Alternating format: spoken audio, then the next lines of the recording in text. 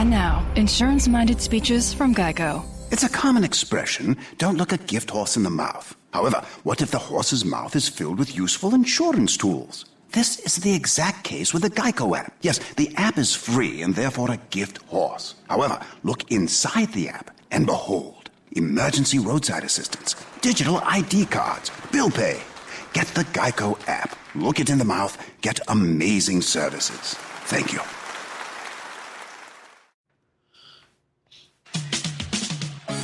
We are the New York Knicks. I'm back. Back in the New York groove. Well, it's the Knicks. New York. We are the New York Knicks. New York. For this new season we're about to enter, the Knicks is taking no shorts, just like winter. New York, New York. New York be about the Knicks, huh? But the best thing about New York City is K-N-I-C-K-S. Everybody say go New York, go New York, go! Hey everybody, it's the New York Knicks podcast, episode 344. I am Jay, and with me is Mark. Yes. Hey, Jay. How are you? I am doing great. I am doing this show post-LASIK, so if you're in the live chat, you'll see me wearing sunglasses. I'm not trying to look cool. You don't think your future's so bright that you need to wear sunglasses? Ooh, I didn't think of it that way. How did you not think of that? I'm going to use that one at work tomorrow.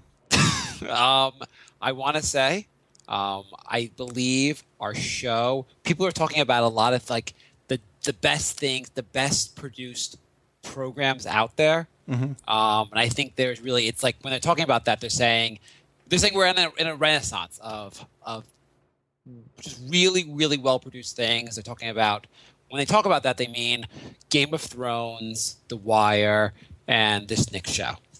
The New York Knicks podcast? Yeah. When they're talking about, like, they're like, wow, we're in an age of greatly produced shows. They mean all of our shows. Yeah. I mean, they're like, they can't figure out how to get their audio consistent from week to week, but it's still, it's up there with Game of Thrones. Yes, they say basically we, like, just like the Knicks are on par with Golden State, we are a super show, just like Game of Thrones. Mm-hmm. We just got renewed for season 6.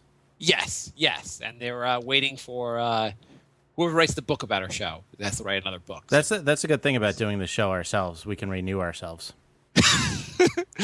The contract negotiations are pretty fast. Right. Hey, Jay, do you want to spend another $400 to put the show on for another season? Oh, you do? Cool, you're renewed. Are you comfortable with our starting offer and final offer of nothing? It may pay nothing, but at least you get to put in a lot of time into it. So Derrick Rose, he was said. We've been off for 2 weeks. I was on vacation. Jay was hard at his actual job.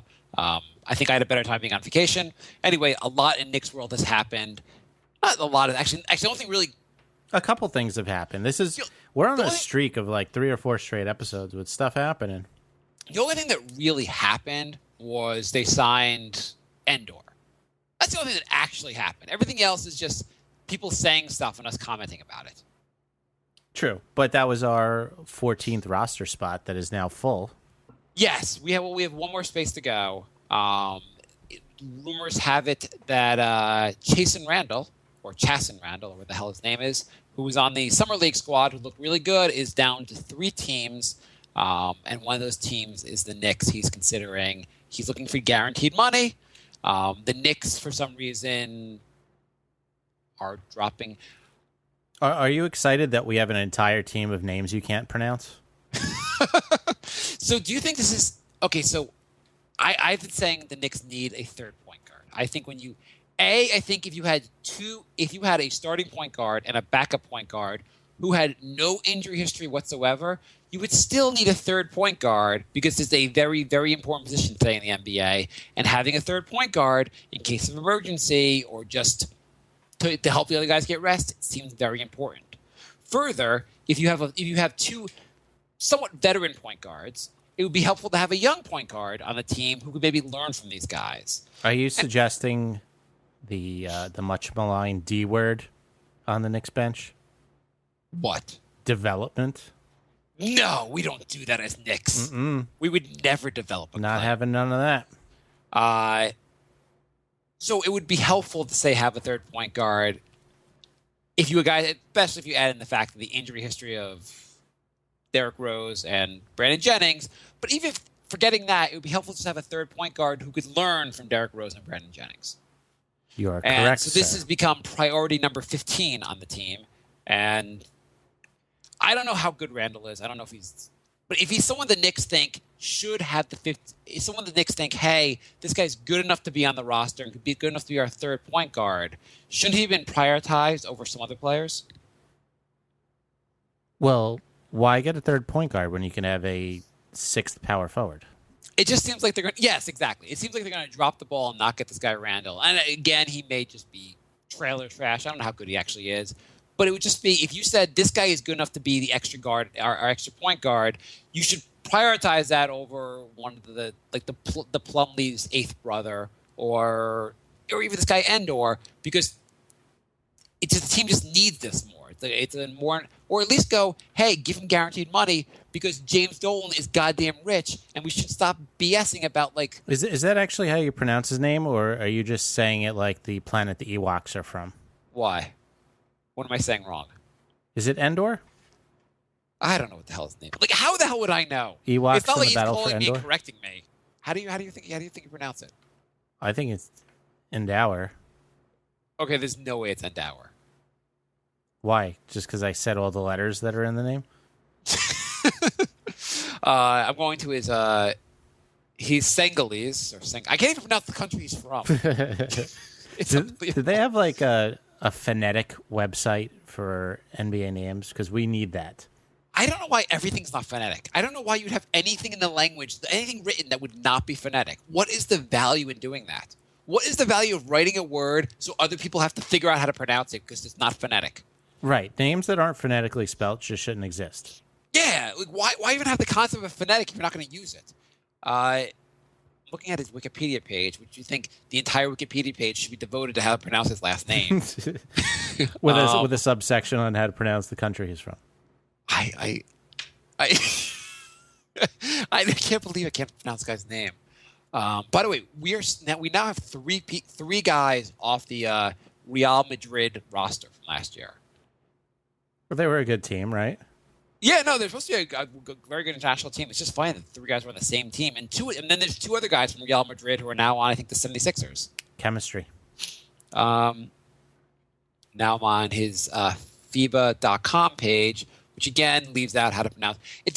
So this is what it does. It has Maurice, and then Endore or Endower has the entire word capitalized. I don't know how that's supposed to help you. Like, I don't know if it's Maurice So you're just supposed and to then scream. shout the last name. You're supposed to scream his last name. I Okay, think so you say I think Endor, I've and I'll say Endower, and somebody will correct us by next episode. Let's go with Endore. I think you're wrong. I think I've heard people pronounce this. Okay, I like in my Endor mind. just because it's the Ewok planet, so we'll go with that. I mean, wouldn't anyone in an article on them why would this not be a vital part of the argument? Maybe that's what we should use our website for. The NewYorkKnicksPodcast.com, where you can find phonetic spellings of everyone on the Knicks. Yeah. Okay, so anyway, I just, so forgetting that this guy Endor might be real, Endore, whatever. Maurice, my buddy Mo, forgetting how good he is, I just think that they should have prioritized a point. At least this guy Randall should have been prioritized over goddamn Sasha. It makes no sense to me whatsoever. I don't want to get into Sasha again. No, forgetting. It just anyway. So I hope. I guess some people liked this guy Randall from Summer League. Some people liked Ron Baker from Summer League. For the most part, Summer League is kind of worthless anyway. Why you say that? It's not worthless. Just like you don't get a lot out. Like just because the guy had a couple good games in Summer League doesn't mean he's actually going to be really good. Balkman teared it up in Summer League. Yes. So a former Knick, forgetting about Balkman, there's a former Knick who won Summer League MVP. In the Where Are They Now category. Mm-hmm. Who do you think we're talking about? You actually know since you sent me the link, so just tell me. I was trying to build up suspense. Ooh. So, yes, it was Jerian Grant because why even delay the misery? We'll just instantly have him start breaking out. So I got really annoyed when I saw that. I with Grant, I that was the one guy I hated for the Derrick Rose trade the most. And just the idea, basically, we have this young point guard and we're just refusing to develop anyone. It's what drives me crazy. But I also looked up previous Summer League MVPs. Yep. And you know who previous Summer League MVPs are? I know one of them. Who's one of them? Damian Lillard. Really? Yes. I just looked at the last, last two, and I hadn't heard of either player. I know another one. Who? Jonas Valanciunas. So you're saying there's a chance they could be good if they're good in summer? Yes. Oh, God. Grant, I think, is going to be good. And the comments from him were something along the lines of, yeah, the inconsistent playing time hurt me last year. It was also hard being in the new triangle system. Now playing in a more open system like I did in college, it's very helpful. Yeah, of course it's going to look better. Better system. And the Derrick Rose trade, I still going back to this in a second, I really feel like, forgetting if you like the trade or not, if you like the fact of Knicks getting Derrick Rose or not, I believe the offers to the Knicks should have been, hey, Lopez, Calderon for Derrick Rose, that should be it. There's no reason the Knicks have to give up Grant. Right. The Bulls' next best offer was keep Derrick Rose. No one else was going after him. No, I agree, because we wouldn't have been in a search for a third point guard then. I mean, the Knicks are always in this category of like, hey, we need to unload someone, and the Knicks are like, how much can we give you for him? Right. We're going to take as little as possible for Bargs. How much can we give you for him? Well, we really just want to get rid of Derrick Rose's contract. Can we give you our young developing point guard? Sure, if you have to. What else can we throw in? We want to give you the max possible offer. You know what? We're not really a negotiating type team. We just want a yes right off the bat. So here's our best offer. Do you think Phil Jackson is good at this trade thing? What I really want to know is, are there guys that Phil Jackson has targeted in trades and the team asked for too much and he said, okay, I'm just going to say no? Well, that's the hard thing because and Phil seems to keep everything so close to his vest. We have no idea what other moves may have almost happened or been discussed. Every one of his trades seemed like every trade he's made so far, you're like, oh, maybe you should have walked when they offered you nothing for Tyson Chandler. Maybe you should have said no when they gave you nothing for Iman Shumpert and J.R. Smith. Maybe you should have. Like, it just seems like he hasn't been very good at. There hasn't been a trade where you're like, good job, Phil. I don't know. Derrick Rose is a former MVP. So Derrick Rose, going back to where we were before we got on the tangent, he thinks the NBA. He had said something along the lines of, or find the exact quote, I guess. Find the exact quote. He said they asked him about expectations for the team, and he said they're high. I mean, with these teams right now, they're saying us and Golden State are the super teams, and they're trying not to build that many super teams. And Adam Silver came out with a statement, and this and that. The expectations, I think, of us, we just want to win. And he went on to say some other stuff. Do you think Derrick Rose does not understand The Onion is a satirical website? I can't figure out how else he thinks the Knicks are a super team. I am kind of concerned that we signed him, that we traded for him right before he went insane. I don't know if this is. He probably has been insane for years. The problem with also, we have this terrible quandary with him. If he sucks, then we I guess we screwed up from getting him. But if he's good, then you're in this terrible position where you're like, should we resign him and take a guy and basically max out a guy or give a 5-year deal to a guy who has a horrible injury history? Maybe it took him 4 years to heal. Either you get nothing from this deal next year at the end of the season, or you possibly set the franchise back. Nope, gotta win now. Gotta line it up with Melo. So I wanted the show go back through a little bit of where the team has gone since Phil has just go through basically some of the moves Phil's made since he's been here. But we have some more. Do you want to talk about some more Knicks news? Well, did you see the Phil files? Last year they came out with a series of interviews with Phil Jackson. Did you read those? We only hire the weirdest human beings as like GMs. Yeah, you saw that last year, though, right? Yes. I understand he was doing it again this year. I'm just wondering why he can't just like speak his mind to the press like everyone else does. Well, go on. This year, the interviews start with the beginning of last season. Okay. And it says, well, we have 9 new players this season. And before the show started, I just looked. We have 9 new players this season. So that's 2 years in a row we've had 9 new players. I feel like that's not normal.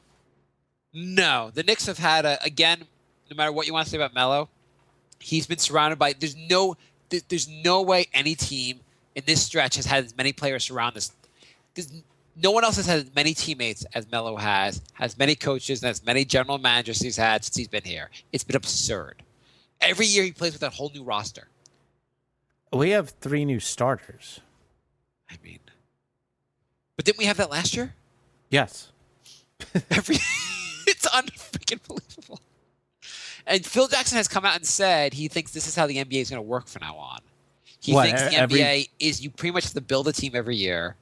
Or I don't think he's quite said that, but he said basically it's a star league with free agency that's basically you kind of have to assemble a team every year, basically. Oh, well, then he's wrong. I think what you need to do, outside of getting a LeBron, the way to really win, and I guess we'll see what happens with the Celtics, but I think the Celtics had the right mindset. You have to get lucky in the draft also, but I think you need to acquire assets. Assets basically are young players and draft picks that you can convert either to like star players or get a lot of young players who are very good on rookie scale contracts and to build around that. And the Celtics are doing this because now they have a bunch of good young players. You can obviously do better than they did in the draft, but then they added Al Horford, and they should be a pretty interesting team this year. Yeah, I mean... But they play in a small city where you can rebuild in Boston, but you can't rebuild in New York, so... They got Horford and gave up no assets, so they could actually trade for another star soon. So I was listening to someone, maybe it was ESPN Radio. I'm addicted to listening to Knicks stuff also. And they were saying how Phil has set it up that if this team does not work out, that the blame will fall on Melo and not him. And Melo countered by saying the opposite, basically. It's not his. He didn't form this team. If this team does not work out, who gets the blame? Are you not talking into your microphone anymore? Did I move the microphone once? Do you hear me now? Yeah. Okay. So I was just saying, they made it out, and I don't know if Phil really did it. They're saying Phil basically, he really wanted to like rebuild slowly or really build the team, but Melo forced his hand. And they said that his exit interview this year was a little bit like it was it was a little bit basically they got a little heated, and basically and Melo's kind of forced his hand to really build a team around him, and so that's why it's a win now because of Melo. Phil kind of giving in to Melo. Do you think who gets the blame basically if this team this year falls flat? Phil, because Melo is not able to force his hand. He can make strong suggestions, but to say he forced his hand is not true because Melo could say, I want you to build a win-now team, and Phil could say, well, I'm the GM, so no. The only way you force their hand is being a free agent. Like LeBron basically is a free agent every year because he can force Cleveland's hand. Right. You can't force – you're under contract. You're not forcing anyone's hand. Phil's in charge. Everything falls like if the team does well, go Phil. All success goes to you, and the team falls flat. All the failure goes to Phil. Yeah. I just thought that was insane to say like he's giving into Melo, and now like it's Melo's fault in any way because it's not Melo's fault. I mean, why would Melo want to play on a rebuilding team? Well, yeah, he wouldn't, but that's not. It's not Phil's fault. I mean, but like, if Melo doesn't want to play on a rebuilding team, fine. Just say, hey, you know what, Melo, we're rebuilding. Waive your trade clause, and we'll get you out of here. Yeah. That's or just don't sign him, or basically be upfront with him to begin with, and go, hey, Melo, we are going to rebuild. If you want to be here for this, that's great, and hopefully by year 5 we'll have a contender. But if you don't want to be through this, we just don't sign here. That would be the way you're supposed to do it. You know, the weird thing is we're not really doing a rebuild. But all of a sudden, Melo's the oldest player on the team. That is weird. Yeah. It's a weird... Yeah. I mean, basically, if you look at the the weird thing is that the starters are kind of win now mode, but the bench is basically a young developing team. Right. Yeah, it's And the point guards, both point guards they signed are pretty young. Like if either one is healthy and get back to previous form, they'd be your point guard to go with. I think it's kind of set up kind of good though, because we have what looks like a playoff team, but if everybody gets injured, our bench is set up perfectly for a tank hardcore team. Yeah, no, you can't argue with that. I mean, the bench is so you've no idea what you're gonna get out of this bench. None. I mean, on the basics, forget Brandon Jennings. Going past Brandon Jennings to the bench, you got Kylo Quinn, who was kind of a disappointment last year, and you don't get that much from him. Lance Thomas, he's a decent role player, and from there you have a bunch of guys that have never been the guys that does everyone else lack NBA experience, or just have zero NBA experience? You have the two European guys, you have Plumlee, You have the machine. you have the machine who unfortunately still is getting NBA experience. You got the guy that got Justin Holiday. Holiday, who hasn't got a lot of minutes in the NBA yet. You basically have a lot of guys who have not had either not had much of a chance in the NBA or have literally zero NBA experience. Should be interesting. It should be. There's going to be at least 3 guys though that we totally fall in love with, and then won't be on the team next year. Okay, I have a feeling Endore is going to be one of our favorites. I don't know. I mean, this guy, like, we're in love with Endore based on the fact that he had 2 good summer league games last year. Post that, went to Dallas, got injured, so I understand Dallas cut him, but he didn't really do anything for the Spanish squad. Like, he was on Real Madrid last year, but he didn't get a lot of minutes and didn't really do that much. Yeah, I'm just saying, I feel like that he's the type of guy that we're going to like, just because he's like one of those high energy guys, so he's going to do like something flashy. Maybe only one good thing the entire game, but it'll be enough for us to get over it. Okay, overly so excited. the rest, basically all season I'll be like, why aren't they playing Endore? And you're going to be like, why aren't they playing Endower? Yeah. Yeah, I can see him being a guy. These European guys. Okay. So, what were we saying? I have no idea. Okay. Okay, so the roster. So what else? What else happened since we were gone? We had our 2 of our new guys play each other in the EuroLeague. Yes. So Billy. Mm-hmm. Are you convinced his name is Billy? No, but so we had Billy play Mindy. What's his last name? Mindy's last name? Kuzminskas. Kuz. I like the Kuz. The Kuz. Billy and the Kuz. That sounds like a morning radio show. Oh, I was gonna say that could be like a band. Oh, my parents! They're off at the Billy and the Kuz concert. So what happened? What happened when they played each other? Not too much. They didn't basically produce results that decided the Knicks made the Knicks contenders. It was a close game. What's his name? Billy started off hot. He had 8 points in the first quarter, but he finished with 10.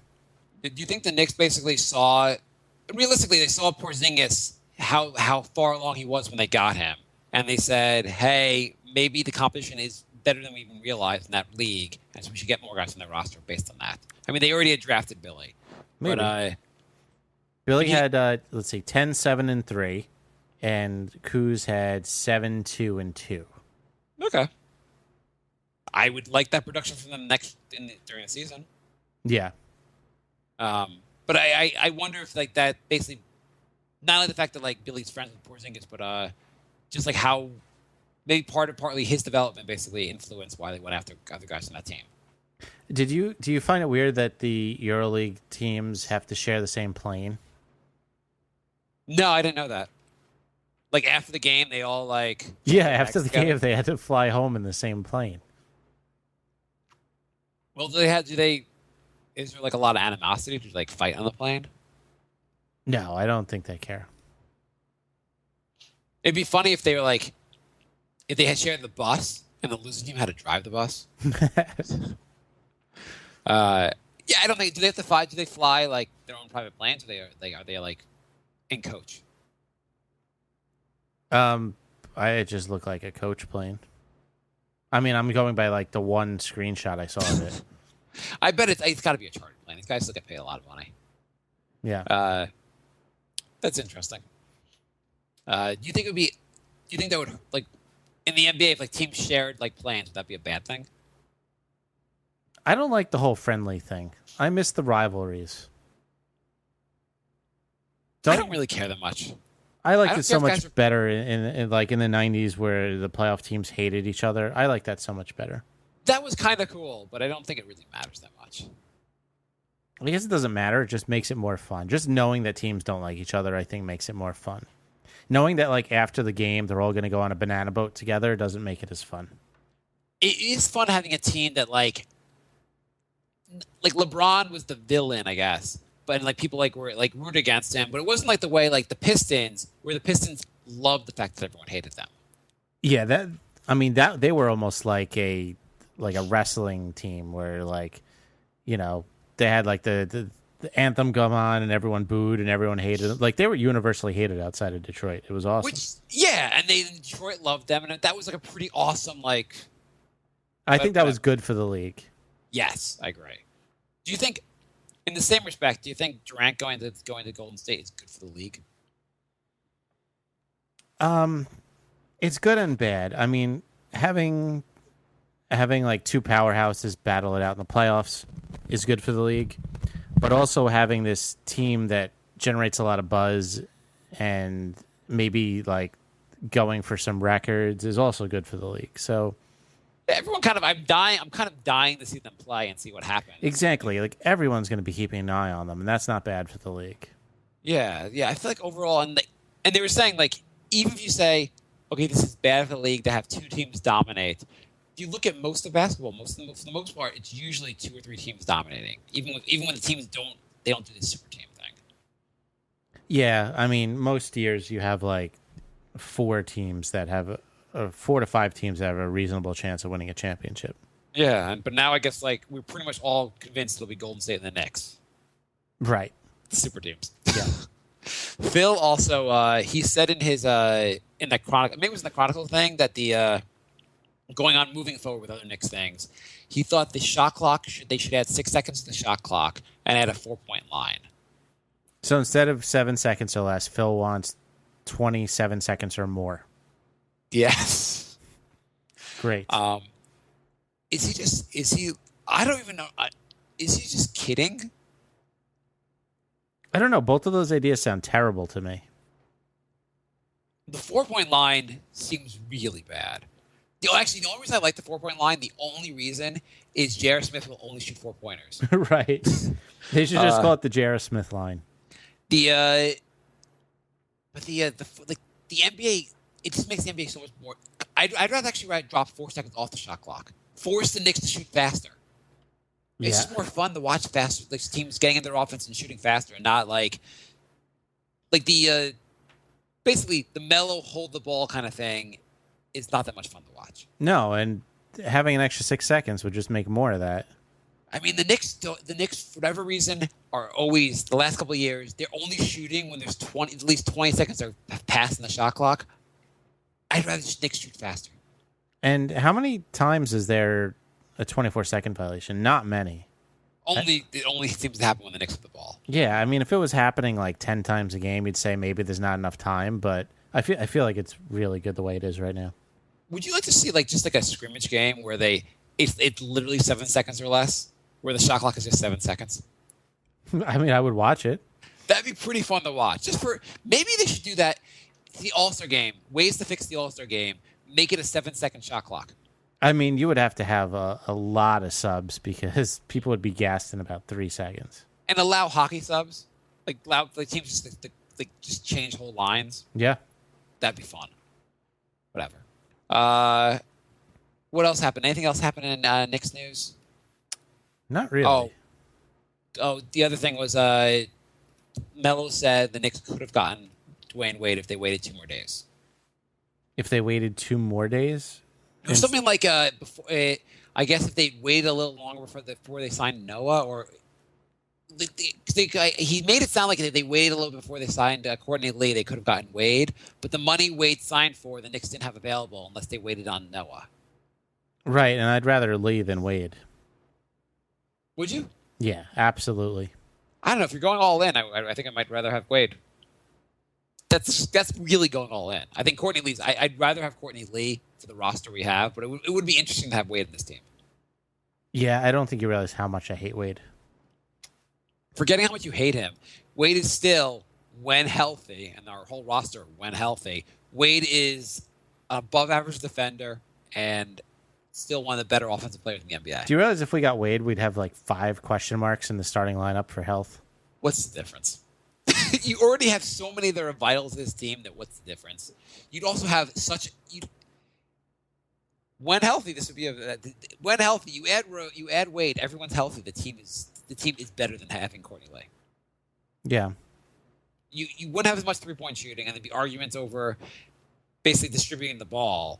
But you have a team that can attack the basket. Like, I'm just excited to have a shooting guard that can shoot threes for the first time, like, since Sprewell in Houston. It's interesting also, I feel like this roster, the one guy, everyone, whether you love the moves or hate the moves about that Phil's made, I think the one move everyone loves is the Courtney Lee move. Yeah. I think he's like the number one. Everyone gives him an A for the money they got him for. Yeah, no, I love that move. I think that's a great move.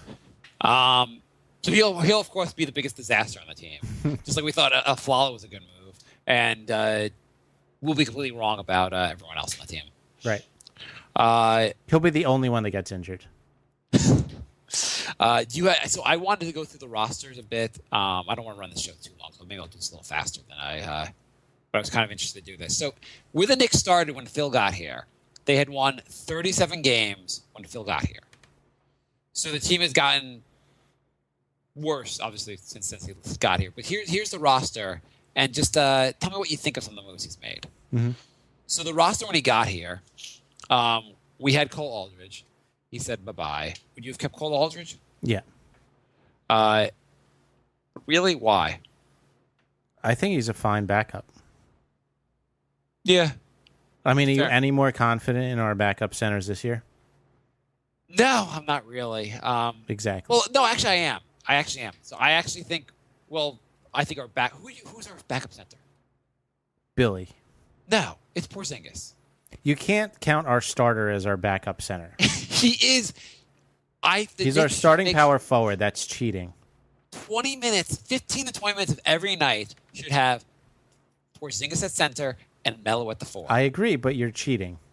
I'm not cheating. That's what it should be. He's our starting power forward. You can't count him as our backup center.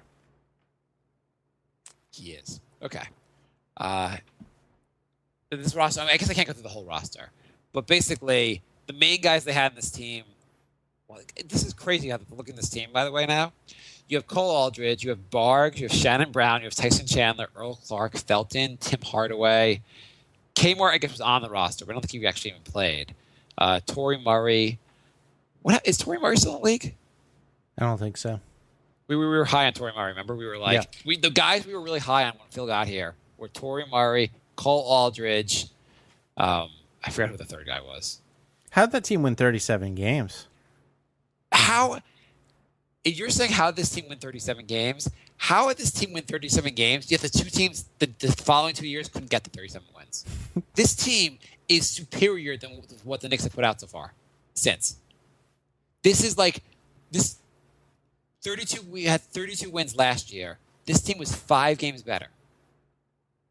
Like, this team would be an improvement. If this is what the team we produced this year, we'd say, well, the team's getting better with this roster. Because we won 5 more games than last year. Yeah. How did we get 37 wins with this roster? I don't know. That's really bad. Amari. So the big moves off this roster, besides like releasing guys, we're not signing guys, the Tyson Chandler trade.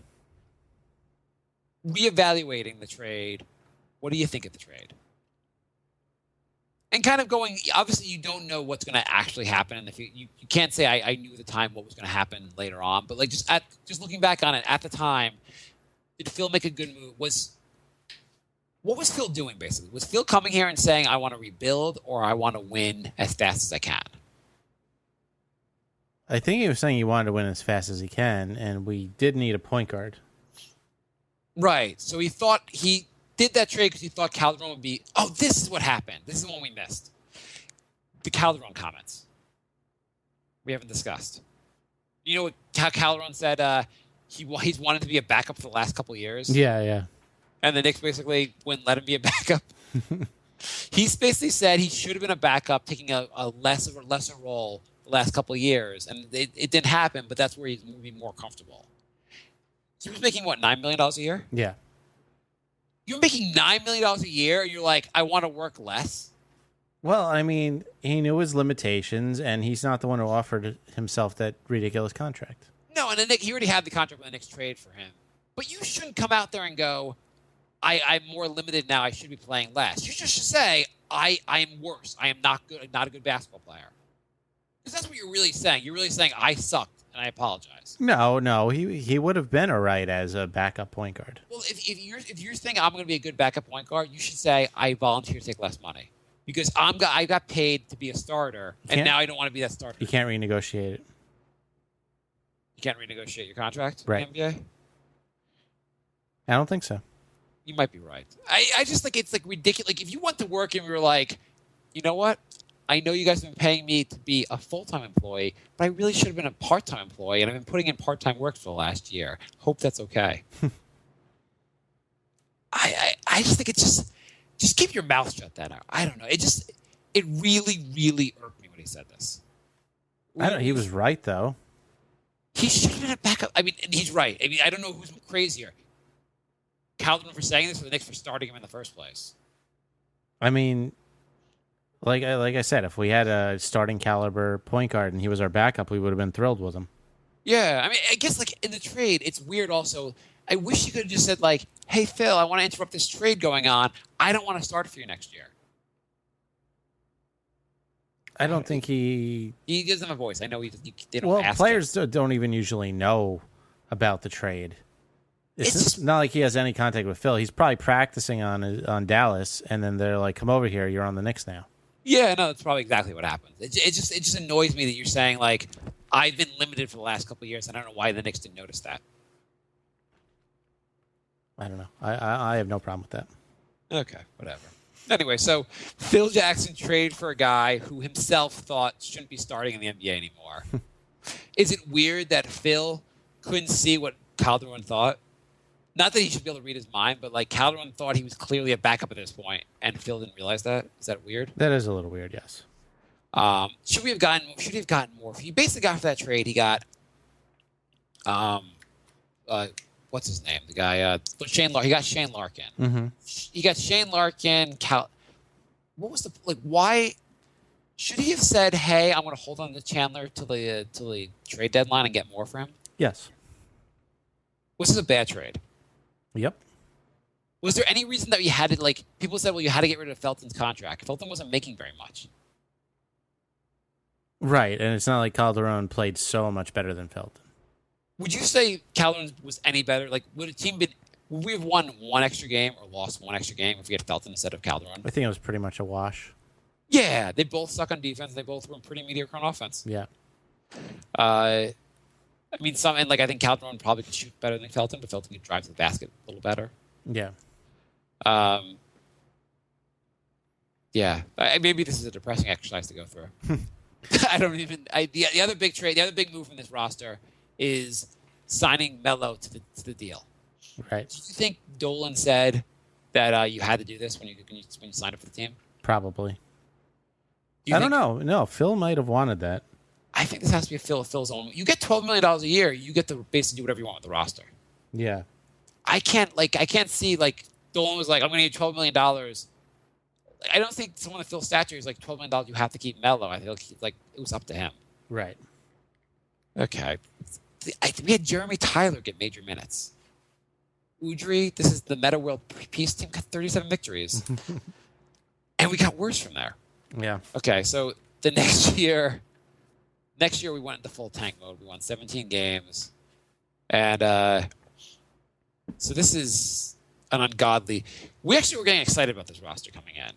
We thought Quincy Ace would be good. Mm-hmm. We did have Cole Aldridge still. Bargs is still on the team, but he was injured most of the year. Do you think they gave up on Shane Larkin too fast? No. No. At the time I did, but then he had every opportunity in Brooklyn and did nothing. You think he'd be a decent backup point guard? Judging by what he did in Brooklyn, no. Okay. I think he wasn't terrible in Brooklyn. He's not good enough to he's not someone that we need to have on the team. He couldn't break into the rotation on a team with no point guards. So this team, basically, the big move we made was J.R. Smith and Shumpert. What do you think of that trade? Well, we got back Lance Thomas, right? Who actually isn't bad. He's the only guy we kept, basically, from the roster last year. Shumpert was pretty garbage, and we wanted JR off the team. I mean, that one was pretty much a wash, too. I mean, you did trade J.R. Smith, and the team that went to the finals and won the title this past year thought he was a starter from day one. Yeah, but let's not pretend that JR was going to play like that in New York. We know there's too many distractions in New York. Like, he was obviously going to be better anywhere that wasn't a big market. Well, my question really is, could you have just traded JR and kept Shumpert? Or use Shumpert in a different trade? Apparently not. I don't think Phil would have thrown in Shumpert if he could have traded JR like that. You know, I'm done with my exercise here because I'm looking at the roster. It's amazing how the team is just a completely different every year. It's like there's too many players to go through. So let's take a little break with basically we talked about some negative feedback we got last episode, and we got a voicemail that addressed that. So it's a little long, so I'm going to play that now. And if you want to leave a voicemail, you could 631-676-1181. Mark, you have not heard this yet. I have not heard this yet. So if it basically spends the entire time ripping on me, I'll be delighted. All right, I'm going to play the voicemail now. Okay. Here we go. Hey, what's up? This is Frankie calling the New York Knicks podcast. But anyway, first off, I just want to say just listen, because I know Mark likes to, stop the recording and say something or whatever. But just listen for a second.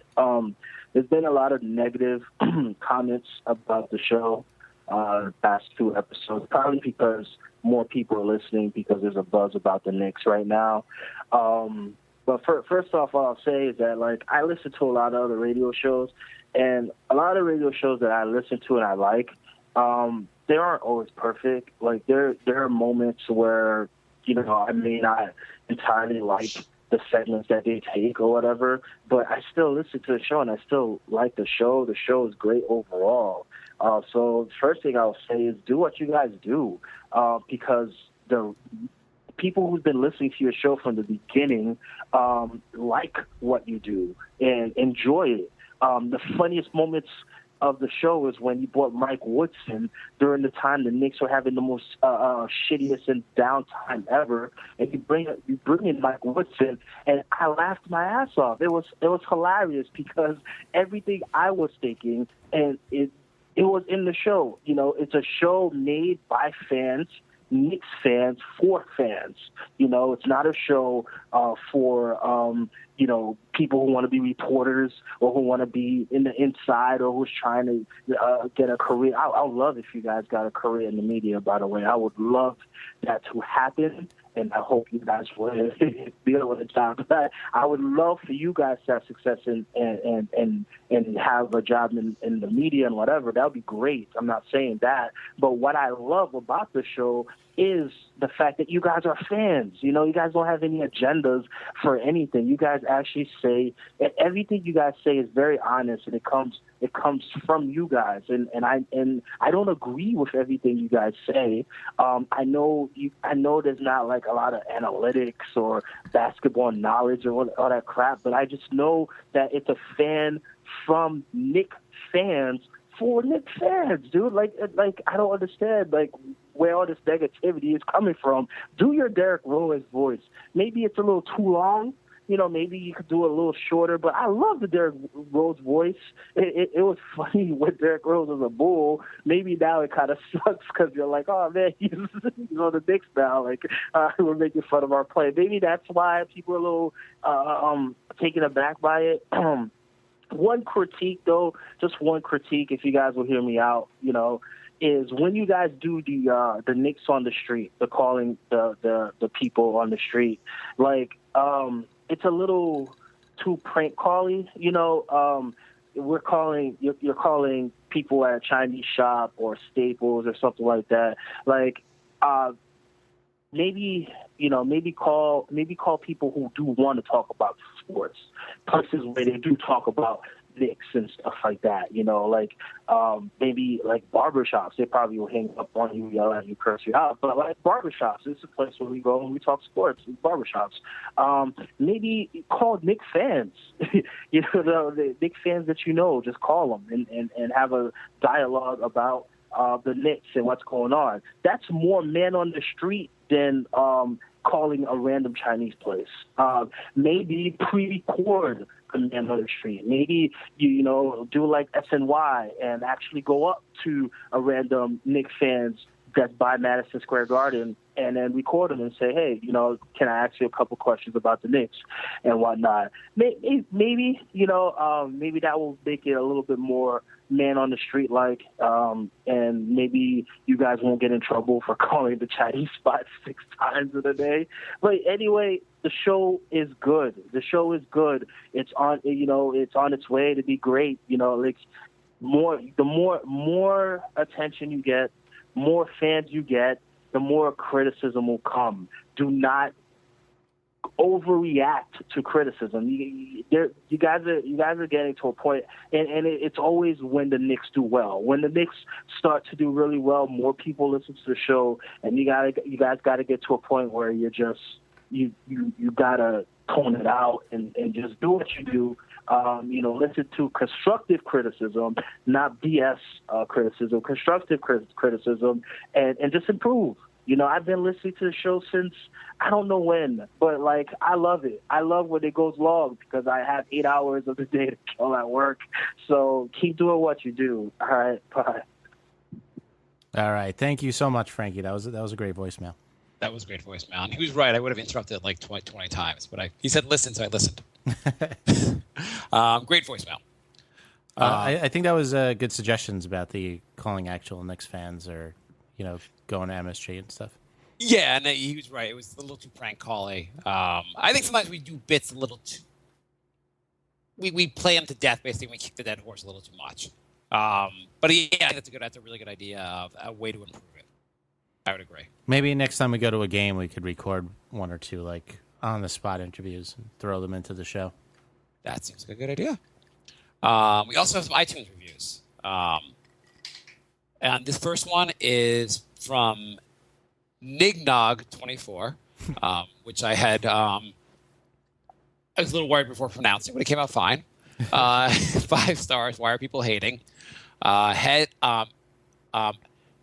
some people were giving negative reviews and can't understand why. Amazing insight and humor, and Jay's nasally voice comforts me and reminds me of simpler times. Keep it up. I'm pretty sure he meant my nasally voice. This one's by Brendan Keene. 4 stars. Finally, a decent Knicks podcast. I've been searching for a Knicks podcast for a while. These 2 guys are great and remind me a lot of me and my friends talking about the Knicks. Put them on in my car when I'm driving to work. I live down in Miami and I'm surrounded by Heat fans. These 2 are my bit of New York amongst Heat Nation. Highly recommended. This one's from 5 stars from RoboCop. Great podcast. I ordered this item and the disc arrived scratched. Seller sent a replacement and made the transaction smooth. That was hilarious. Did we talk about that on the Knicks, or was that a Brink reference? Oh, I thought it was just a reference to the general Amazon reviews. No, we definitely had a conversation about how people don't know how to leave reviews. I did reference that last episode on this show. You did. I just hit the microphone? Is the sound okay still? Yeah, it's okay. Okay. But that's hilarious. And 5 stars from my favorite by Caitlin. I love you guys so much. Glad to have the company of fellow bitter and struggling Knicks fans and in my earbuds. Also glad you love KP as much as I do. Keep them coming. We do love KP. That's the one thing I have to say is that wherever you took the roster, no matter what happens, no matter how much it sucked having 17 wins, whatever moves he's made, we got KP, and I feel like that's going to be whatever happens to this team 5 years from now, we'll hopefully still have KP. Yeah, at least we have that. So thank you so much for all the reviews. That was a much better batch of reviews than last week. Yes. If KP tries to leave through free agency, are we allowed to kidnap him? Yes. Okay, he's not allowed to leave. Like, we're all convinced he's not allowed to actually leave. No, we'll start a Kickstarter. If he does, he pulls a Kevin Durant thing and tries to leave, that's just not cool. New York has to take up arms and take him back. Exactly.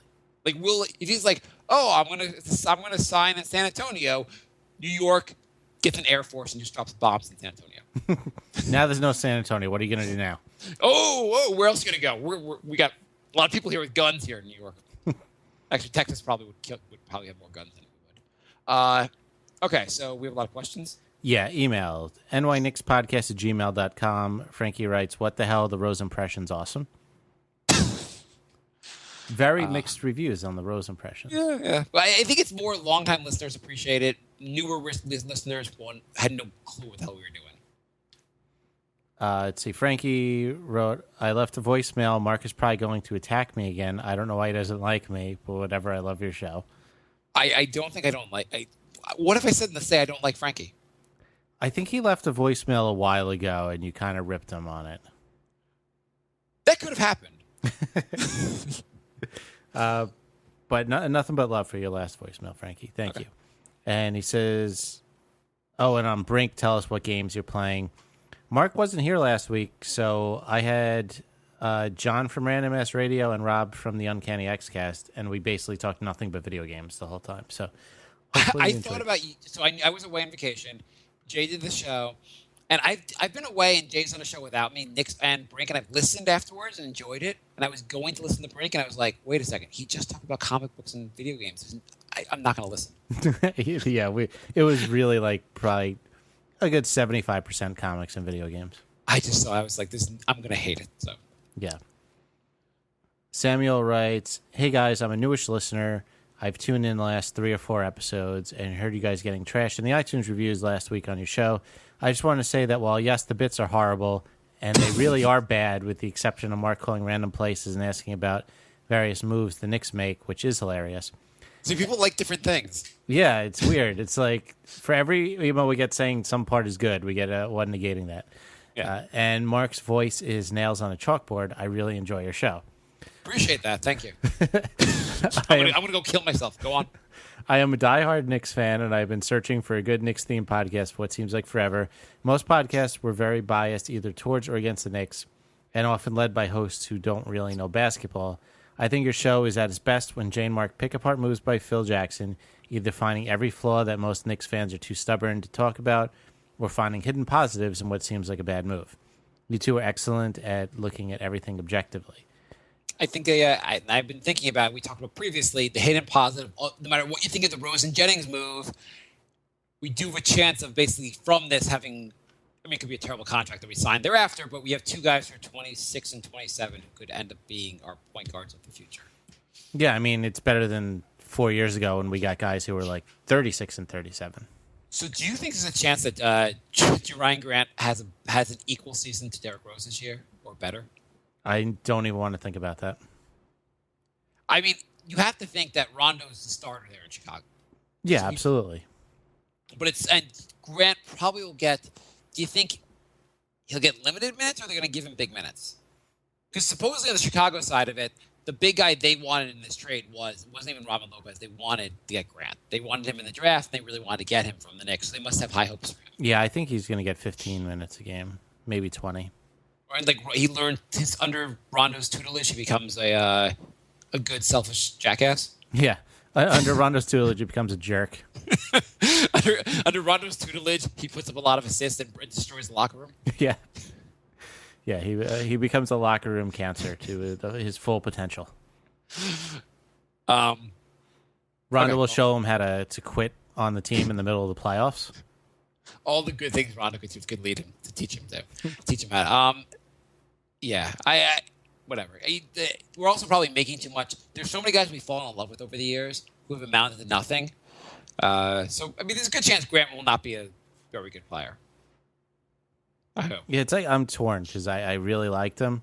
Yeah, And I it's really liked him. If he really shines somewhere else, it's just going to hurt. I feel like he had the potential to be pretty good. I never thought he'd be an all-star, but I thought he could be a pretty decent point guard. But again, Rose and Jennings have potential to be better. Do you think Jennings? I mean, like, do you think Grant has the potential to be as good as Jennings was? Yeah, I guess there's a chance. I mean, what's better? Like, just like what's more likely? Jennings gets back to where he was before, or Grant gets as good as Jennings was. I think Jennings getting back to where he was. So then it's a good bet to have him instead of the Grant, I guess. Yeah. Okay. The rest of the email. All in all, I plan to keep tuning in. Also, Jay seriously needs to have some coffee before the show because he sounds either stoned off his ass or half asleep. Keep up the good work, Sam. Between my nasally voice and Jay being asleep during the whole show is perfect. Yeah, I feel like we're usually doing the show after I've like worked a long shift or I don't know. I am always tired. Yeah. Let's see. Okay, no, that was okay. I have to follow up on that. You have to follow up on what? That was that app that we're gonna talk about in the future.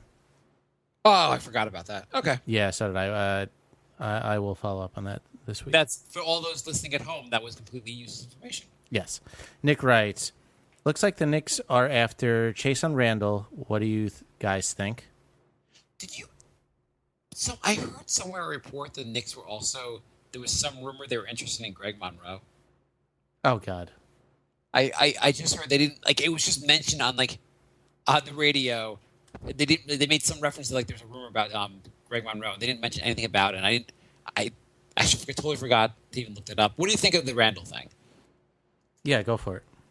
Yeah, I don't see why they need a 15th guy. I don't know how. And it was like they were talking about Greg Monroe, and then they were referring to Okafor also on the Philly, and the Knicks being interested in those guys. But So I don't know how either one. Monroe would make no sense. They're interested in slow centers that don't play defense. I think Okafor would be a good guy to get. If you could give up very little to get him, which is you cannot, it would make sense to get him. If you were able to give up Kyle O'Quinn and get Okafor, would you do it? Yeah, but that's not going to happen. No, I mean it would be the Knicks would have to give up draft picks, which I don't. Would you give up this year's draft pick to get? Absolutely not. I was actually arguing on Twitter with Tommy D about this. He says you give up O'Quinn and this year's draft pick. Well, first of all, I don't think that gets you Okafor. I think it does. I feel like the Celtics have made a better offer. I think it does. You think it does? You don't think the Celtics have made a better offer than that already for Okafor? I don't think you've seen the moves Philly has made the last few years. If you just say the word draft pick, you got one of those players. But the thing is, the Celtics have so many draft picks. Why wouldn't they have Okafor already? Why would they want him? They have Horford now. I mean, he'd be an interesting guy next to Horford. I mean, Okafor looks like legitimately a very good offensive player. Mm-hmm. He's more of a post-up kind of player, but he can shoot. He's not a three-point threat at all. He's not like a stretch or anything. His defense, while not like, he could get better on defense. He's not Barg bad on defense. Close to it. I have not watched enough of him on defense, so I don't know how bad I know he got some. He wasn't bad in the block category. Not that means that much. But Amari was really good in the block category. What'd you say? I said Amari was really good in the block category. Okay, you're just saying that category is meaningless. Yes. It probably is. I didn't watch enough of Philly to really know how good he's. I heard he's bad on defense, but again, how much to watch Philly? I don't. So I don't know how bad he really. Either way, I know you put him next to Al Horford, it could be an interesting pairing. Anyway, for the Knicks, more relevant to the Knicks, you put him next to Porzingis, that'd be kind of interesting also. Great. Him, I don't know. Whatever. I'm not saying the Knicks should. I'm not saying the Knicks should actually give the draft pick for him, but I don't know. It would be something I would at least, if they said if that was the offer that the Philly made, I would have to think about it at the very least. You wouldn't think about that at all? No. Why? It's just that you think you wouldn't give him a draft pick at all, right? Or is it that you think no more trading draft picks ever. I don't care. I mean, Okafor is a very talented player. Yep. Wouldn't he basically, in some ways, he could be the heir to the Melo on the team? Not as, I mean, just as far as like he could be Melo, he can learn under Melo, and Melo leaves in 2 years. You have a great young power forward. Now you're kind of stretching. I think Okafor is a guy who can average 20 points a game in the league. That's totally realistic. The rest of Nick's email. I must admit, I like the bench and his potential, but I hate the fact that essentially we are now trying to train a new Galloway when we had Gallo in the first place. On this team, Gallo would have been in the role he was meant to be in. Lastly, my only rant now is the Noah contract. That contract, to me, cost us Galloway, and who knows who else is going forward. No need for the Capology show, but that signing will hold us back from going far next year and beyond. Amari 2.0. I disagree. Here's why. We will package whoever is young and good in our team next year to get out of this contract. We'll probably have to trade some draft picks also to get rid of Noah next year. Mm-hmm. You do not picture the Knicks trying to get out, like trading assets to get rid of this contract later? This is all they've done in the field is sign guys and then trade guys to get rid of those contracts. Right. Yeah, I don't know. The Noah contract is insane to me. I just don't understand. Like, when I heard the Knicks were interested in Noah, I just assumed it would be like a Rajon Rondo 1-year deal where he has to prove himself so he can get his big contract next year. Not he gets a big contract off of the 2 worst years of his career. Right. Okay, that is it for emails. If you have emailed about guesting on the show, please email me again because I am a complete idiot and I have the memory of the guy from Memento? Yes, I promise I will put them into a separate folder to follow up with them going forward. nyknickspodcast@gmail.com. And I apologize for being so flaky about that. I was going to say I wouldn't do the Okafor trade, but I would just say I would consider it. That's all. He's an interesting player to add to the mix. But either way, I don't think you're. Go on. Okay. Also, I don't think we couldn't have kept Galloway because there's no way would you have given Galloway the money he got, $6 million a year? How much did he get? He got $6 million a year. Yeah, right? 6 is a little. He got a lot basically. So I'm not so unhappy that they're replacing him with a.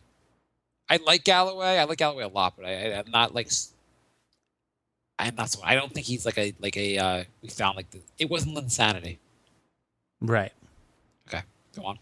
Okay. Twitter @NYKnicksPodcast. We got to pick up the pace. We just hit the hour mark already.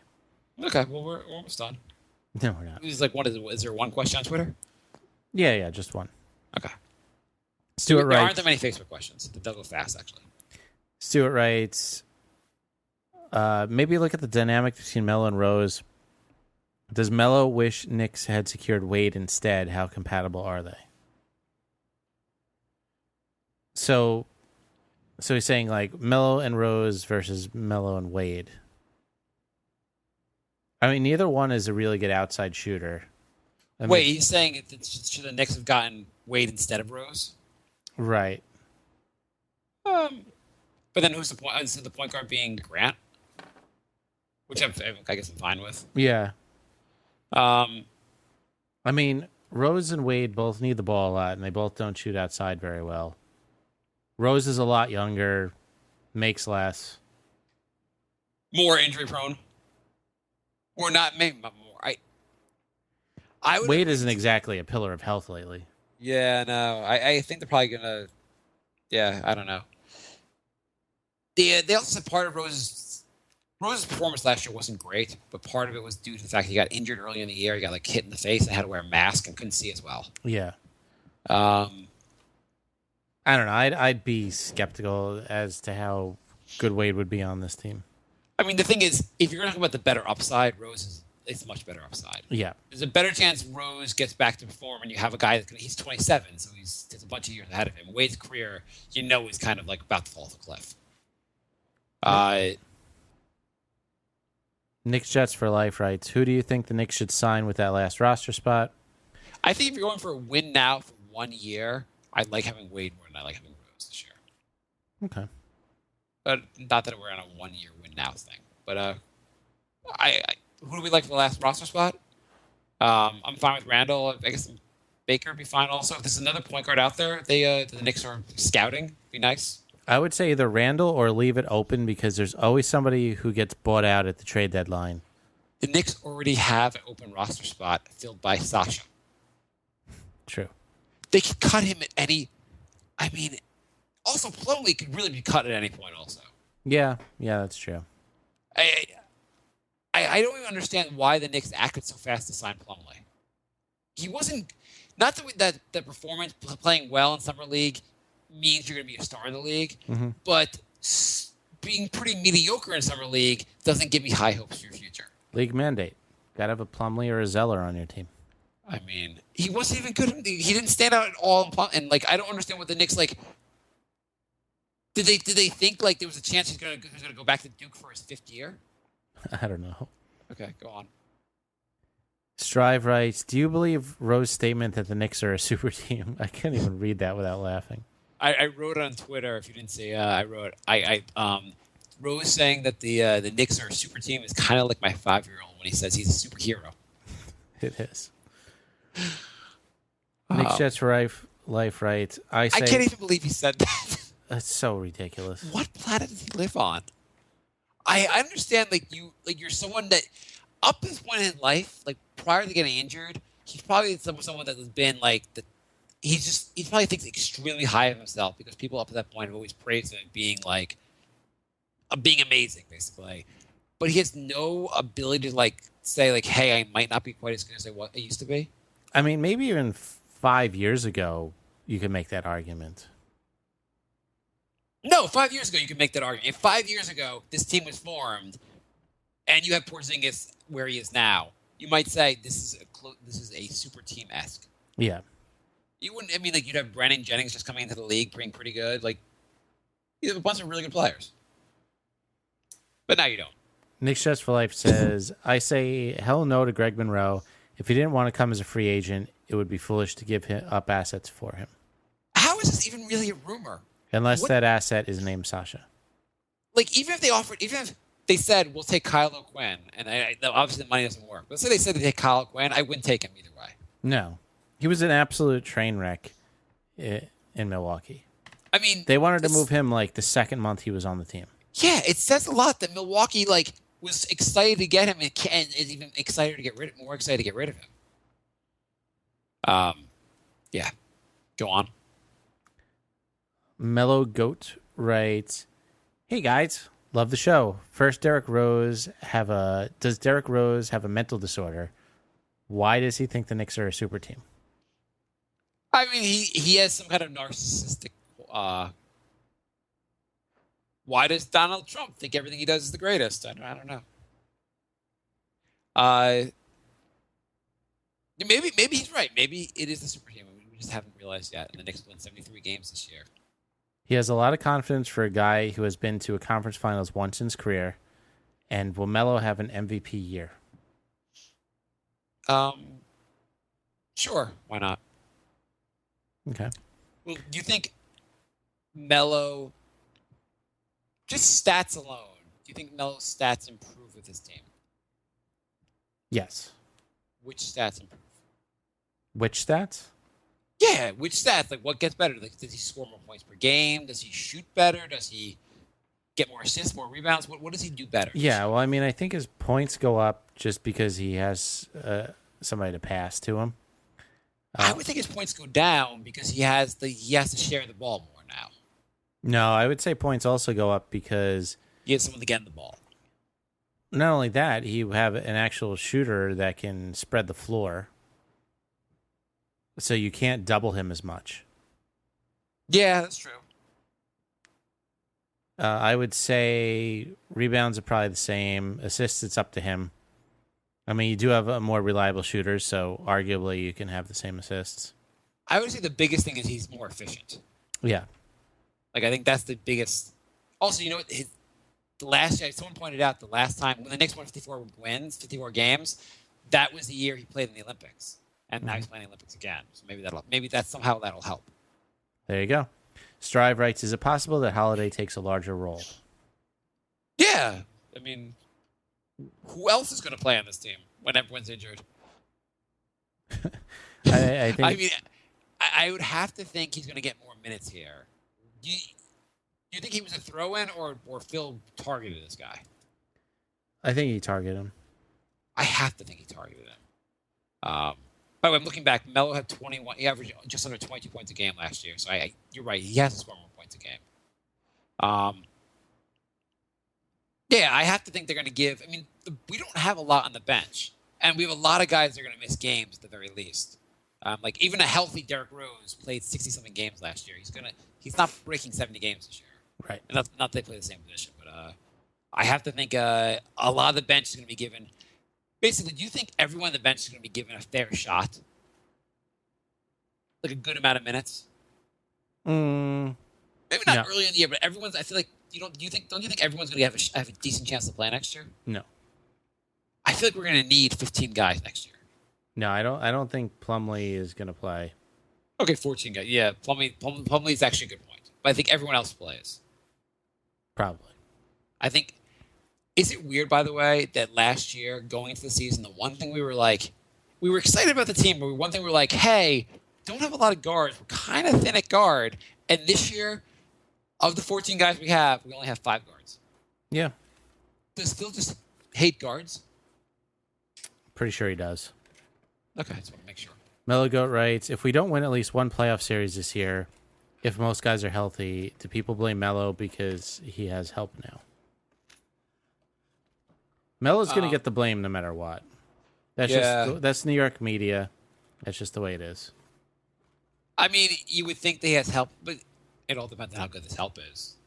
Because you think if Derrick Rose plays like he should, like he used to play, then they should make it. You have to think that whether the Knicks win the playoffs or not, it's not going to really be about Melo. It's going to be about how the other guys perform. Exactly. So it's not really going to be his whatever. And Melo gets too much crap. I think we agree with that. Even though I think I would be happy to trade Melo and we rebuild. I think Melo gets too much crap. That's not really a knock on Melo. That's just a knock on where the team is compared to where Melo is in his career. I mean, I get if at the end of the year, Phil and Melo sit down and Melo says, "What the hell are you doing with this team? I want to win now. I don't want to sit through this. Build a team." I get him being angry if he was angry. I get him wanting to I don't know. It's not a knock on him that the team may not be where he would like them to be. Yeah. Or where and he's not necessarily what we need for a player at the moment. But okay. But then again, you're never going to get equal value from him either. So okay, go on. Let's see, where were we? What's going on with Chris Smith? Don't you miss the days when we had him and Woodson? I'm guessing Chris Smith does not play in a basketball league. Where do you think he's playing basketball, actually? He's probably playing somewhere in the world. I don't know. Didn't he get cut from the D League? Yeah, but you have to think he signed with I don't know, some league in Bolivia. Yeah, he's probably playing somewhere random. He was giving I typed in Chris SM in Google, and I assumed Chris Smith would come up, but it did. I don't know who Chris Smooth is actually, but Chris Smooth comes up instead. I assumed everyone would be searching Chris Smith on Google. You would have assumed that the Google would naturally complete the term with Chris Smith. Chris Smith just tweeted, "Help me get to 100,000 followers so I can sell detox tea." There you go. Chris Smith is he's doing really well for himself. I'm pretty sure I could not get to 100,000 followers and sell detox tea. So Well, I mean, he's only at 15,500, so he's got a while till he could sell detox tea. He's got more followers than us. So, He does. He does. He has a lot more followers than we do. I don't know how it works exactly with like. So is that how Twitter works? When you get to 100,000 followers, you sell detox tea, and you get to 1 million, you get to sell luxury cars. Yeah.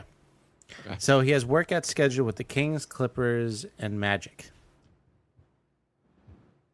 At least we're not trying to develop Chris Smith.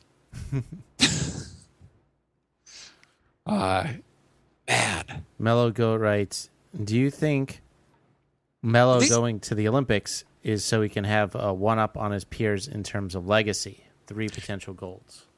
I mean, yes. Well, I think if you're Mello and you lose this much, you want to play with teams that win. Like I bet if the Knicks were actually really good, maybe he would do this. 3 golds is good for your brand. I don't even think like it's gotta be so much. I was thinking about Durant. One of the things about Durant's move is he probably just said, "Hey, I could go Celtics or whatever else, and I'd have to work hard and all that, and that'd be fine. But it's kind of fun to play on the dream team, and that's Right. what Golden State basically is. And Melo's just saying like, hey, it's kind of fun to play with and just play with the best team out there and just win a bunch of games. And if I can't do that in the NBA, at least I can have some fun in the summer. Sure. Can you really blame him? No. I mean, wouldn't you like?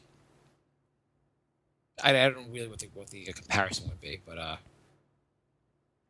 Strive writes, can you vision a Knicks lineup of Holiday, Lee, Thomas, Noah, and Porzingis for defense?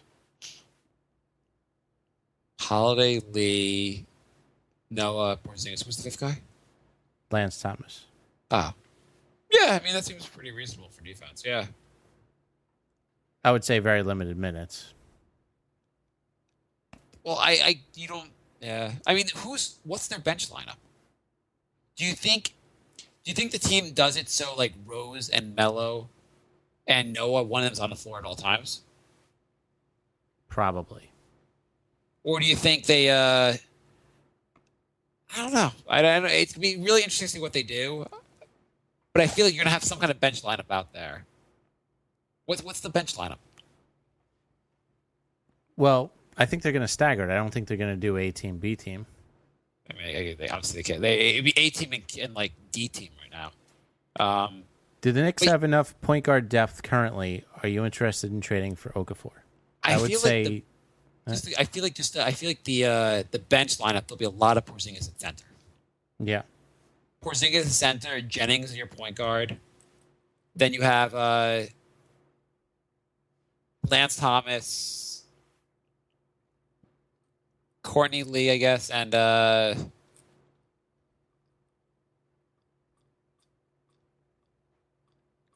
Oh yeah, okay. Go on. What was the question? The Knicks have enough point guard depth currently. Are you interested in trading for Okafor? Double kind of addressed this already. Double nose for me. Yeah. I would think hard about the Okafor thing because it'd just be an interesting thing. What if Philly would take back? Who would Philly have to take back for you to do it? Forget draft. Let's say they don't want draft. Let's say they'll do it, but you could. What would be worth it? Like if they would take Noah's contract back, would you do it? Yeah. Yep. What if they would do Melo? I'd want a little more. I'd want more. Hey, Philly. Speaking of teams that needs guards, does Philly have any? Yeah, they signed Jared Bayless. Oh, okay, they're good. Never mind, they're fine. Yeah, they're fine. I mean, talk about a team that was built to like only play one position, or maybe Right. two.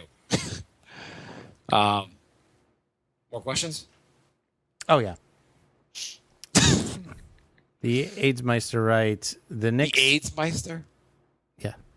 Oh. I love how Twitter like you. It's not like our show's a joke anyway. Like it's not like a very professional show. You hear someone say the AIDSmeister, but then you also will hear like on the news they'll be talking about And this question was asked by the AIDS Meister. People like to say that on the news, or on ESPN at least, to mention it. Probably not the AIDS Meister. Go on. The Knicks aren't a super team, as Rose said, but still, how high do you rank them amongst NBA starting 5 rosters now? That's an interesting question. As far as the East, forget the West. Where are they for starting 5? I mean, Cleveland's still better. Yeah. Are you really thinking about that? No. Okay. Toronto, better. Mm-hmm. Boston, better. Well, Boston, who are the starters we got here? We got Horford, Thomas, Bradley. Smart starting? I don't think so. Okay.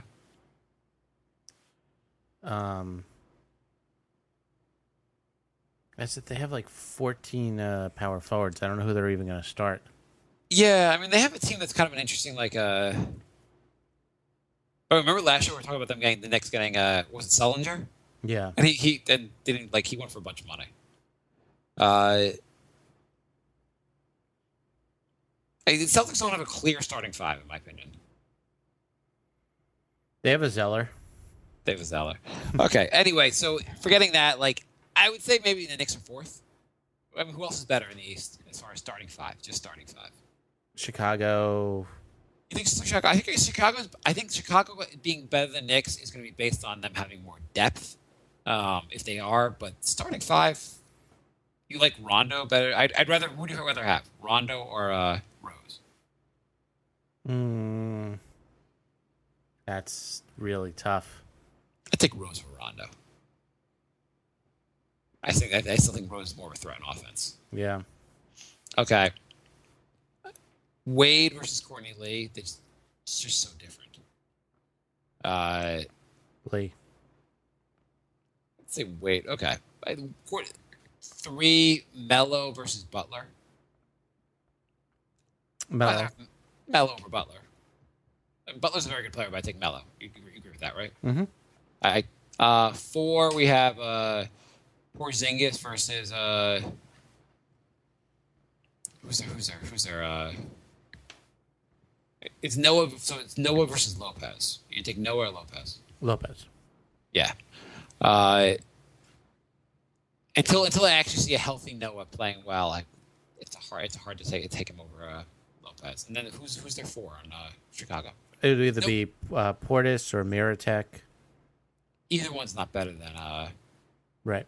Porzingis. I take New York starting 5, would it be close? So maybe 5th. Okay. So Better than the Heat. Mellow Goat writes, is Tommy D serious when he thinks Melo is better than LeBron? Is he part of the problem when it comes to Melo's expectations? What did he say Melo was better than LeBron at? That's a good question. Okay, go to the next question. Casey Smith writes, which new Knicks players can come out and surprise everyone with their talents? A lot of them, since we haven't seen most of them in the NBA. I think Justin Holiday. Yeah, I'm going to say Kuz. Kuz is like 27. When he's 26, he's a little bit older. They say he's decent on defense, and they say he loves driving to the basket. Could be an interesting guy. Maybe he's having played in the European League, he's a little bit better than Spanish League, he's a little better than we think. I'm gonna say Kuz is gonna be my surprise player. Mm-hmm. Okay, that's it for Twitter. Okay. Greg writes on Facebook, you guys have an exclusive interview with Derrick Rose. Cough, Mark, cough. We have an exclusive interview with Derrick Rose. We're running late today. It's also, I think we might end that one. But Justin also writes, I want to hear an interview with Woodson talking about stats corkboard needs again. That was comedy gold. Stone writes, do you think we'll see a good amount of 2-point guard lineups with Melo at the 4 and maybe Porzingis at the 5? That was a big part of what made us good a couple of years ago, and maybe Hornacek is more open to the idea than Woody, Fish, and Rambis.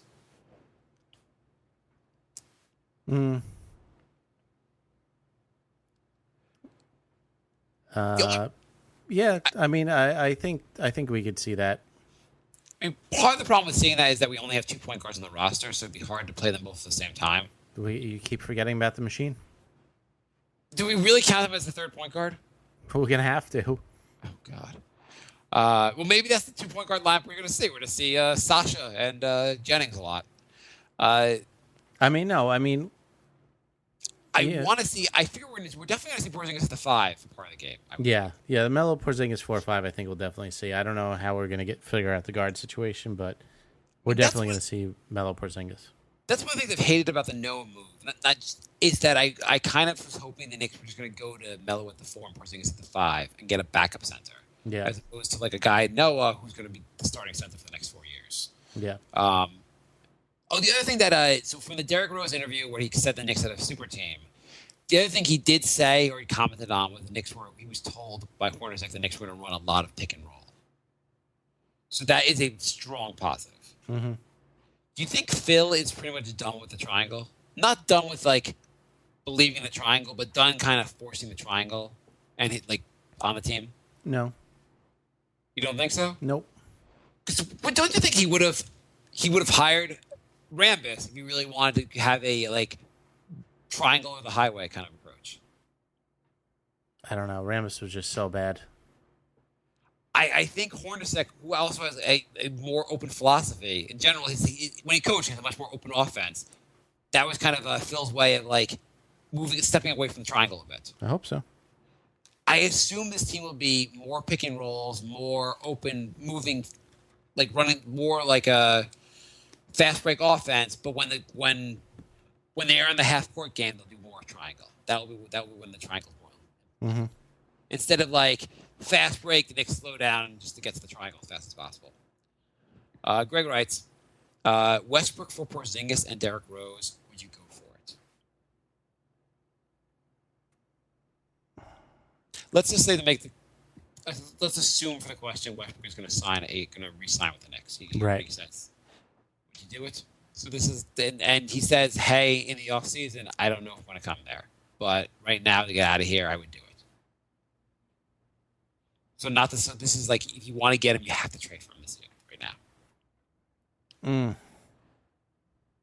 Probably say yes, but it would hurt so bad.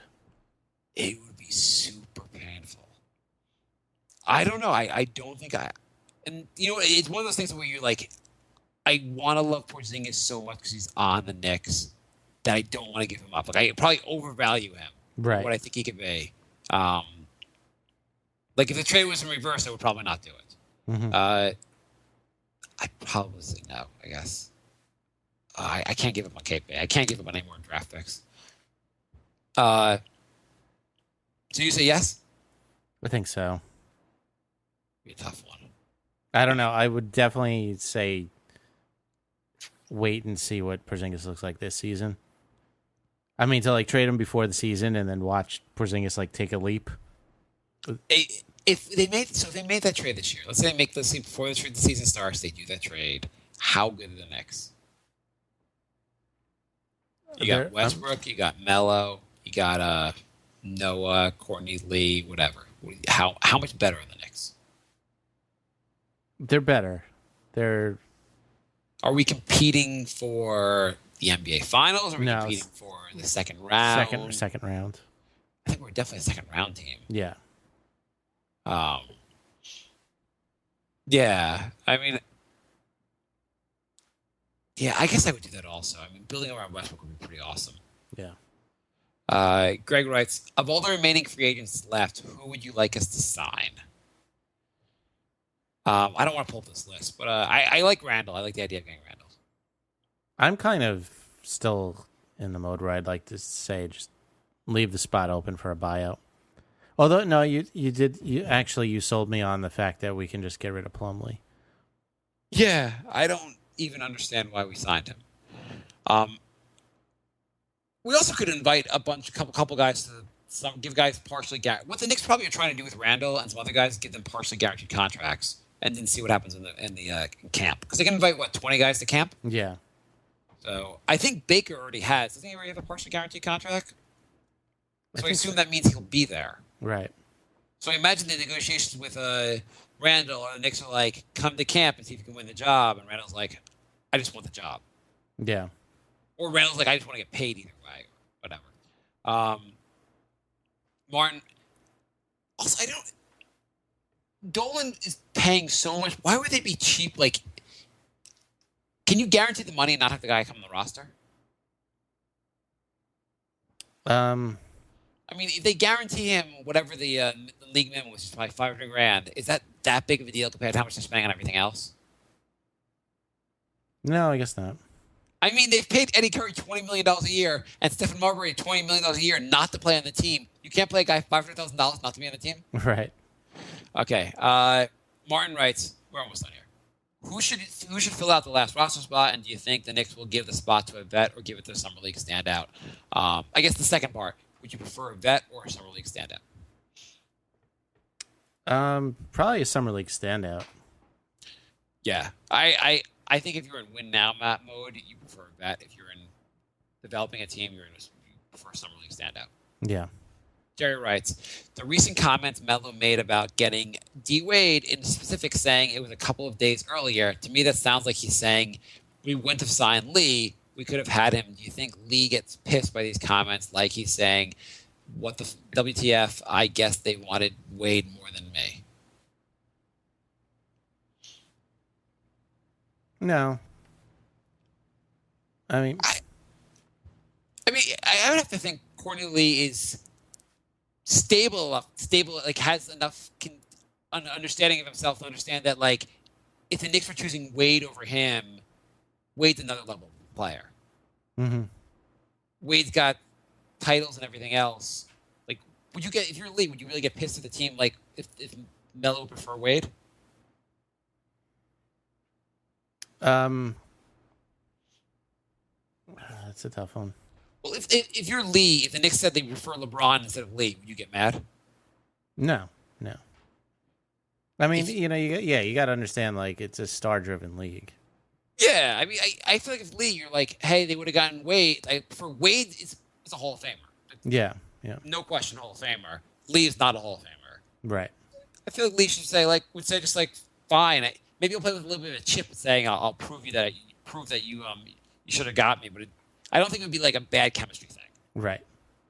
Jerry writes, if Rose has a bust-out year, do you re-sign him to the max, assuming Westbrook signs somewhere else?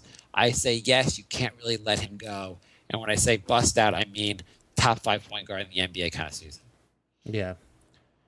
If he has a top 5 season, here's the question. He's a top 5 season. Do you re-sign him before you even try to talk to Westbrook? Say that again? If he has a top 5 point guard season, do you try to talk to Westbrook before re-signing Rose, or you just give Rose the money and sign him? You probably just want to sign Rose. I feel like if he has a top 5 season, you even talk to Westbrook, Rose leaves. Yeah. So you can't really risk that either. Plus, if he's playing like a top 5 point guard, you can. It's easier to keep him here than it would be to talk Westbrook into coming here. You know what I mean? Yeah, and also, yeah, exactly. It's like, hey, Westbrook, if he plays like a top 5 point guard, Westbrook's not going to make that big of a difference. Right, because what is Westbrook going to play? Like, he's probably not going to be better than Curry. So, what are you going to, make a move to upgrade from like 5 to 3? And also, Chris Paul's the other big guy, a big free agent. Are you going to really? The real definitely question not Chris is, Paul, because Chris Paul is much older. Yeah, so you're not really going to. I feel like you're in a tough position with Derrick Rose. Chances of him being a top 5 point guard this season are pretty low, but chances of him being a top 10, maybe top 15. Yeah. I mean, stats last year weren't. I mean, based on the fact where he was as far as his injury, if he's healthy, he could have a decent year. I feel like the issue really is you sign him for 5 years, he's going to be injured for those 5 years. Yeah. Alan writes, Knicks. We talked about the Knicks. Thank you, Alan. And then this is Justum writing. very nice. I read this before, but I'll read this to you, Jay. Just wanted to tell you guys to forget the critics. They're misunderstanding your show if they expect the same boring, sycophantic gibberish that it can easily find elsewhere. Maybe your show isn't for everyone, but I've been listening religiously for 2 or 3 years now because I find it hilarious and highly enjoyable. Being a Knicks fan is too often a gut-wrenching activity, and your humor is cathartic. Keep doing your goofy ass skits and annoying voices and all, please. Awesome. Thank you. Do you think anyone that's been criticizing our annoying voices is annoyed that I'm just doing my regular voice? Like, they're like, hey, that second guy with his annoying voice, why does he keep talking? Well, if we get one now, then they just think that your voice is a bit. It's probably. I think we probably will do some other goofy bits throughout the summer, but we're not going to stop. But there'll probably be less to talk about in the coming weeks. Yeah, I mean, there'll be bits in the future. We just won't go so heavily into them. What did we learn today, Jay? We learned that even though our only move was Endower, we could still talk for an hour and a half. We learned Endore may or may I can't believe there's not anywhere it says how you pronounce his name. Wait, what? We're gonna have to wait till like game 1 of the season to see how like it's pronounced. Yeah. Shouldn't they just, if your name is not phonetically, if it's not phonetic, they should just have the explanation. If I look up a word in the dictionary, they have the phonetic spelling of the word, or whatever. We learned that we have an interesting squad. Yeah. Yeah, we learned we have no idea what to make of the team except the fact that there's 9 new guys yet again. I feel like we also always overdo it for this 15th spot. Every year, well, at least this year we're not fighting. We're not angry that the team is giving the spot to some guy's brother. Right. But every year we make a big deal about the 15th spot, and it rarely matters that much. True. Like, who was the 15th guy last year? We didn't have one, actually. Right, yeah, the guy we signed and then waived. Yeah. And Roten got cut again, by the way. Of course he did. I mean, I don't know what. Why sign Tim Frazier when you could have Tony Roten not play? No, I'm saying he got cut again by whoever. I think Memphis signed him, and they cut him. Yeah, no, that's what I mean. Oh, okay. Who needs Tim Frazier? Yeah. Yeah. I mean, you're right in the sense that I think the Knicks should probably follow D-League closely and give a spot to someone playing well. But they could probably, by the time someone plays well enough to be signed out of D-League, someone on the Knicks roster will be worth cutting, probably Plumlee. Right. Do you have any faith in Plumlee being good? No. He was he played all 4 years in college, so he's probably supposed to be fundamentally sound. Great. Okay. What else we learned today? We learned that we have a lot of nice, loyal listeners who leave a lot of positive iTunes reviews. We really appreciate that. Yeah. We learned that Jay would give up Porzingis for Westbrook. We did. Reluctantly. We learned, I don't know, that Jay really, really hates Wade with a passion for no real good reason. It's the same passion you have for loving the Celtics and Larry Bird. I don't understand your hate for Dwayne Wade. My hatred for Wade is on par with my hatred for Drake.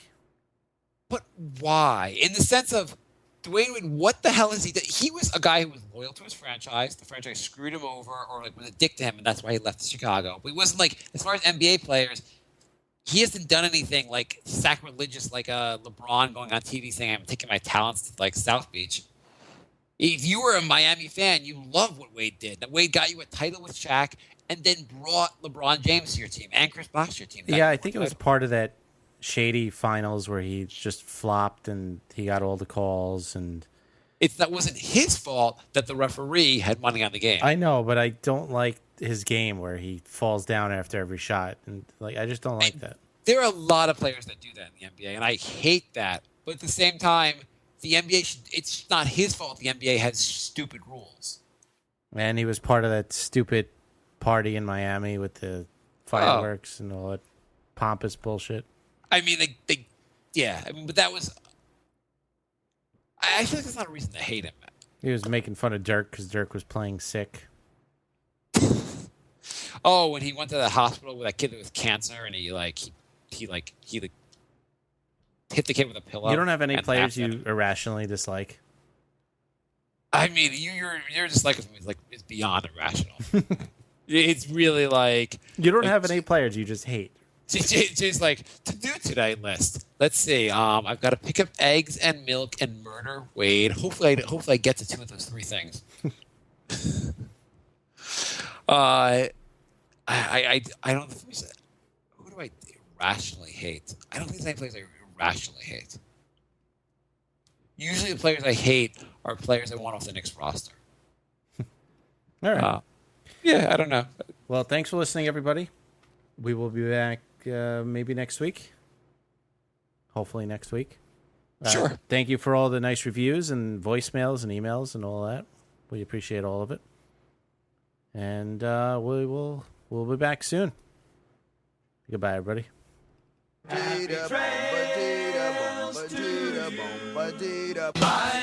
Bye, love. Goodbye, everybody. Goodbye. It's all over. Goodbye. It's time to go. This is the end. Say goodbye. You better go away. I'm gonna leave you. It's the end. Goodbye. Goodbye. Just leave me alone. Feels so good to say goodbye. I'm sick and tired and I'm saying goodbye. Goodbye, girl. Goodbye, goodbye, goodbye. Everybody. There is more to me, Queen Eliara of Elfgard, than my elven magic. Just as there's more to Geico than saving you money, Geico also gives you 24/7 access to licensed agents online, on the phone, or on the Geico app. And while I am a mighty elf queen, I am also a mighty big fan of barbecue potato chips. Minions! More smoky mesquite. Geico. Expect great savings and a whole lot more.